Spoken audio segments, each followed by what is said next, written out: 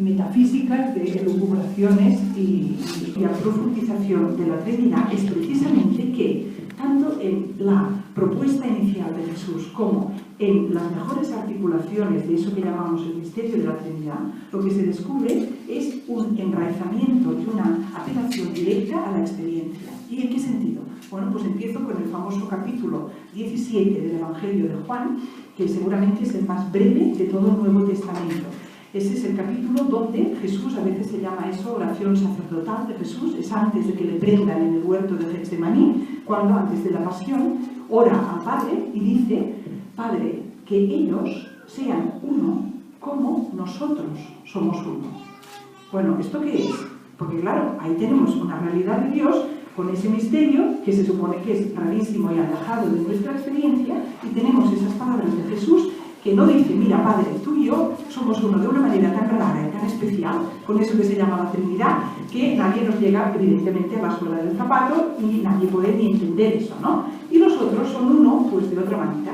Pues no dice eso. Y si os repasáis ahora cuando terminemos la charla, ese capítulo de San Juan, que le llamamos capítulo, pero es un párrafo, ¿no? Es una cosa pequeñita. Pues en ese capítulo, esto Jesús no lo dice una vez, no lo dice 2 veces, ni 3, lo dice 4 veces.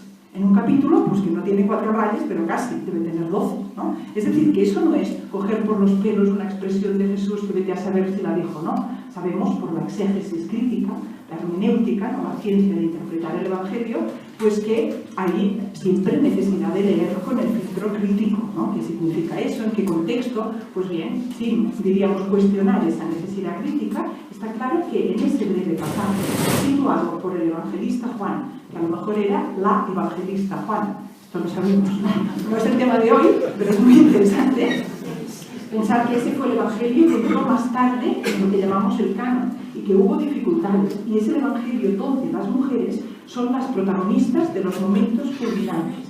Por ejemplo, esa frase, que esto es un paréntesis, luego reconduzco, esa frase que también para teólogos y exegetas y teólogas y exegetas es tan importante, que en griego se dice ego eimi, esto es yo soy, que es lo que responde Jesús cuando le pregunta a la samaritana en el pozo, bueno, pues tú quién eres, y le dice ego eimi, y le dice yo soy. Esa fórmula nos remite en teología y en exégesis a la fórmula del Éxodo, que es cuando Moisés, ante la zarza ardiente, le pregunta: ¿y tú quién eres? ¿Cuál es tu nombre? Y ese Dios trascendente y cercano a la vez le dice, no le dice ego eimi, porque eso lo tenemos en hebreo, pero le dice yo soy. Y eso es lo que se traduce en la traducción griega del texto bíblico por ego eimi. Por tanto, en el Evangelio de Juan, esa afirmación de la divinidad de Jesús la pone en un diálogo con una mujer. Además, una mujer pues casada 5 veces y toda la historia, diríamos, que hay detrás de la samaritana. Pero no es solamente eso, sino que la confesión de fe que en los evangelios sinópticos, o sea, los otros, ¿no? El de Lucas, Marcos y Mateo, que no son el de Juan, está en boca de Pedro, que es ese representante de la unidad y de la primacía del discipulado, pues ese Pedro que dice, tú eres el Mesías, hace la confesión de fe también más importante del Evangelio. En el Evangelio de Juan lo hace una mujer, que es Marta. Marta le dice, yo creo que tú eres el Mesías, y si tú hubieras estado aquí, mi hermano Lázaro no se hubiera muerto. ¿Os suenan estos pasajes? Bueno, pues lástima, esto era un paréntesis, pero otro día pues tratamos el tema, pero quería decir con esto que por eso he hecho la broma del Evangelio de Juan o de Juana, ¿no? Porque no sabemos esa importancia de las mujeres en el Evangelio de Juan. Evidentemente también en el Evangelio de Juan la testigo primera de la resurrección es María Magdalena, con ese pasaje precioso del encuentro en el jardín, etc. Bueno, pues como digo, no sabemos a qué corresponde esa primacía de las mujeres en el Evangelio de Juan, si es que corresponde a unas comunidades donde las mujeres, como ya me ha dicho Javi, que pasa aquí en Entrevías, una me ha dicho, esta es la jefa, esta es la fundadora, esta me ha ido presentando pues a las mujeres que parece que son importantes en esta parroquia, pues igual esa comunidad donde se gestó ese evangelio que llamamos de Juan, era una comunidad donde las mujeres tenían más protagonismo, no lo sabemos esto. O incluso, pues ¿por qué no?, esa hipótesis que la exegeta Sandra Schneider, que es una monja del Sagrado Corazón, profesora de Biblia en California, ella ha propuesto en un artículo científico la hipótesis de que pudiera incluso la autoría ser autoría de una mujer. Bueno, pues cierro este paréntesis para regresar al tema que estaba explicando de qué quiere decir que Jesús, en ese Evangelio de Juana, nos diga por 4 veces que ellos sean uno, que su unidad sea como la nuestra. ¿Cuál es la unidad de Padre e Hijo según pues, los Evangelios? Es esa unidad en el Espíritu. Entonces eso lo pide Jesús por 4 veces y por eso es importante profundizar cuál debe ser esa relación que establezcamos entre nosotros, ya que pues Dios nos propone, Jesús nos propone que sea la misma que le une al Padre. Y para ir profundizando esto un poquito más, pues lo que me parece más fascinante de este Dios cristiano, de esta propuesta, es lo siguiente, es que tiene un polo receptor.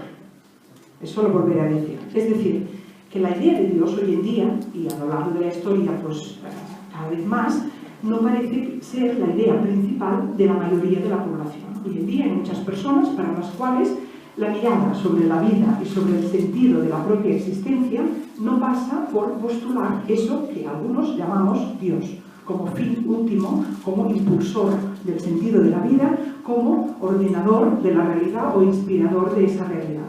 Que les parece a muchas personas hoy en día que los que apelamos a Dios somos un poco infantiles. Somos personas que aún no hemos llegado a la mayoría de edad de la que hablaba el filósofo Immanuel Kant con la modernidad y con la ilustración, que ya dijeron, ya basta de tener al Papa, no el Papa de Roma, sino esa figura paternal, esa figura de protección divina que nos tenga que consolar y nos tenga que asegurar que la vida tiene un sentido.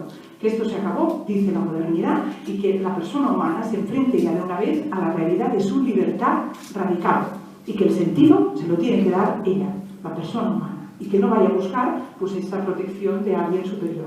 ¿Se va entendiendo? Eso es la crítica de la modernidad. Y hasta hoy en día pues hay muchas personas que así ven la vida y que por tanto les parece que lo más contrario a su visión es pues, la religiosidad en general y en concreto el cristianismo, cuando a Dios le llama incluso Padre, y podríamos desde el feminismo pues, también utilizar la palabra madre, pero esto aquí no es el problema, porque tanto si es padre como si es madre, es como pues, que tú, ¿quién eres? El hijo y la hija, pues ya es hora de ir creciendo, ¿no? En ese sentido. Bien, pues el punto que ahora voy a desarrollar en este ratito es que la manera de articular, de concebir, de comprender esa relación con Dios y esa figura de Dios en el cristianismo, para nada empequeñece la libertad personal, sino que es su fundamento más profundo y más radical.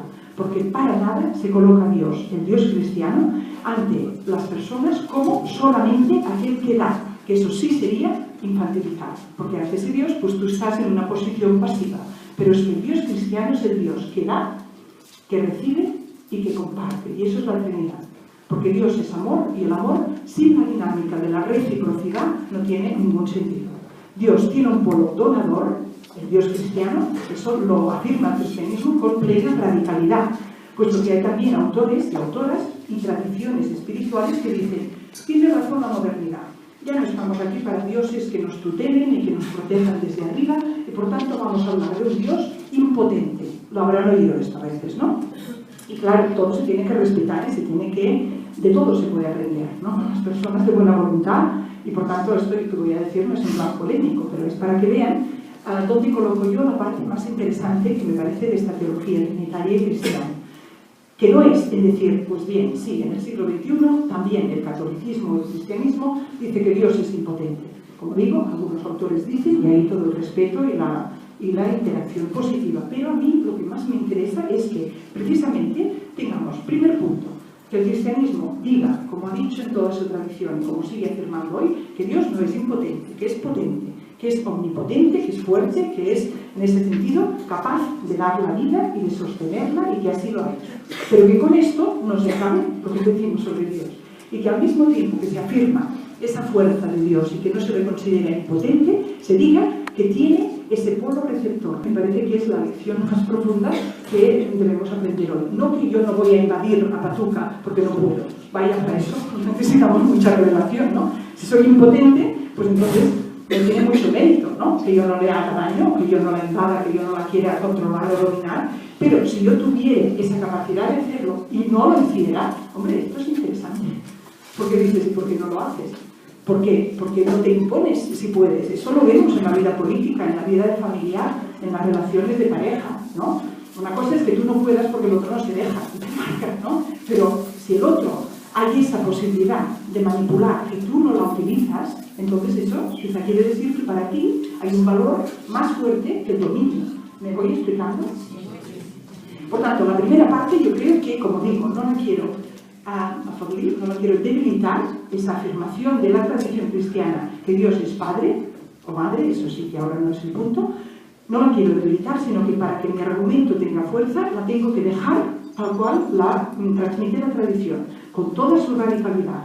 Pero, si bien quizá la novedad, entre comillas, es que también en la tradición, desde el inicio, está el aspecto receptor de Dios, puesto que desde el inicio nos dice la teología trinitaria que tal Dios es el Padre, que lo da todo, como el Hijo, que lo recibe todo. ¿Cómo puede ser eso? ¿Cómo puede ser? Recibir tan divino como dar. Nosotras normalmente vemos diferente, vemos que el rico es el que da, ¿no? Y aunque hablemos de los pobres y seamos pobres y todo, siempre nos tenemos que ir convirtiendo y reeducando en eso, porque en el fondo a veces emerge el desideratum ese de ser rico, no de ser pobre, en el sentido que de poder ser el que da, no el que recibe. Porque eso de colocarse en esta posición, ¿no? Que es como Cristo en la cruz, es el símbolo más fuerte de eso, pero hay muchos más momentos, no de padecer. Yo no voy a decir ahora aquí que, bueno, la propuesta es sufrir, ni mucho menos, ni ser víctima, ni mucho menos, pero sí el pensar la realidad sin que aquel que tiene, aquel que puede, valga más que aquel que no tiene o que no puede. Porque la dignidad de nuestro ser imagen de Dios no pasa por si tengo o no tengo. Nuestra comodidad o nuestra, diríamos, satisfacción de necesidades puede pasar por eso y tenemos que luchar para que todo el mundo tenga lo necesario para vivir, faltaría más, ¿eh? Pero la dignidad de una persona no pasa por si tiene o puede o por si no pasa por si es una persona dependiente porque está enfermo desde que nació. ¿Cuántas personas hay? Yo creo que en esta parroquia, como en todas, y en muchas familias hay personas que nacieron con problemas en ese sentido y que pues toda su vida han necesitado a alguien que las cuide o no. Eso es la realidad. Y hay antropologías hoy en día que dicen pues esa persona es medio persona. ¿Por qué? Hombre, porque no puede hacer mucho. Bueno, pues la teología y la antropología cristiana dice de media persona nada. Esa es persona entera, puesto que la dignidad de la persona no depende de lo que se puede, sino que depende de cómo, desde tu realidad, que es única, que eres pieza única, que no hay nadie en el mundo que sea como tú, si tú lo que puedes hacer, que solamente Dios sabe que es exactamente, eso lo haces desde el amor. Si tú haces eso, tú tienes el máximo de lo que se llama sentido de vida. A ojos de Dios. Claro, a ojos humanos, pues a lo mejor pareces un ser deficiente porque no das la talla de no sé qué. ¿Me voy explicando con esto? Eso me parece a mí tan importante que lo voy a desarrollar, y por eso veis que cuando digo que esto la tradición ya lo contempla, pues lo digo con conocimiento de causa, porque la frase que a mí me ayuda a entender eso se llama dar a luz la luz. Entonces la propuesta que voy a hacer es que en el cristianismo se nos pide a las personas que demos a luz, o sea, que paramos, ¿no? Parir, ¿qué es eso? Dar a luz, que paramos, ¿se dice así? Paramos a Dios en el mundo. Porque nuestro Dios es de tal manera que si no le paramos, que